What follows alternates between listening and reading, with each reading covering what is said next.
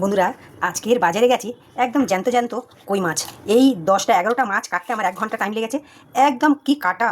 তো যাই হোক, আমার অনেক জায়গায় হাত কেটে গেছে। আমি নুন দিয়ে মেখে রেখেছি যাতে পিছলা ভাবটা চলে যায়। ভালো করে ধুয়ে নেবো।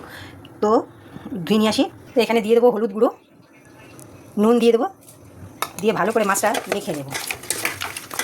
তো মাছটা মাখা হয়ে গেছে। নুন হলুদ ভালো করে আমি মেখে রেখেছি কই মাছগুলো।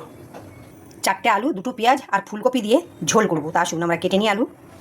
কড়াইটা গরম হয়ে গেছে, আমি তেল দিয়ে দিচ্ছি।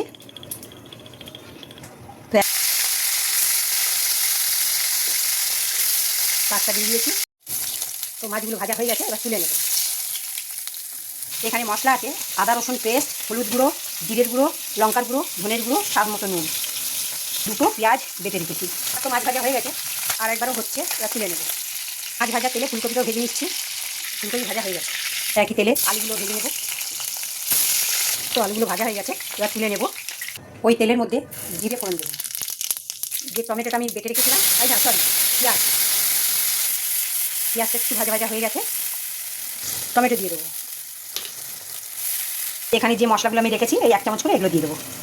নুন দিলাম, হলুদ গুঁড়ো, জিরের গুঁড়ো 1 চামচ, কাশ্মীরি লঙ্কার গুঁড়ো 1 চামচ, ধনের গুঁড়ো 1 চামচ, আদা রসুন পেস্ট 1 চামচ, এই চামচের 1 চামচ। মশলাটা ভালো করে কষাতে হবে যতক্ষণ না তেল ছাড়ে।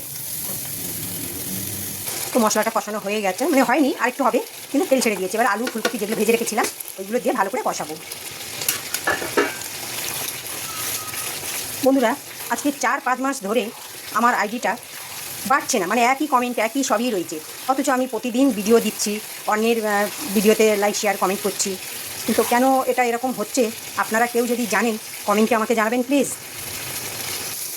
তো আলু মশলা কষানো হয়ে গেছে, এবার আমি জল দিয়ে দেবো। আমি একটু গরম জল করে রেখেছিলাম, একটু গরম জল দিয়ে দিলাম। যে কোনো তরকারিতে গরম জল দিলে টেস্টটাই আলাদা হয়ে যায়, ভালো লাগে। ঝোল ফুটে গেছে, এবার মাছগুলো দিয়ে দেবো। এখানে 3টে কাঁচা লঙ্কা আমি দিয়ে দেবো, ধনে পাতা দিয়ে দেবো, দিয়ে মাছটা আমি ফুটতে দেবো। তো বন্ধুরা, হয়ে গেছে ফুলকপি আলু দিয়ে কই মাছের ঝোল। তো বন্ধুরা, যদি ভিডিওটা ভালো লেগে থাকে বন্ধুদের সঙ্গে শেয়ার করবেন। আর ভিডিওটা দেখার জন্য তো ধন্যবাদ। আর আপনারা আমার পাশে থাকবেন।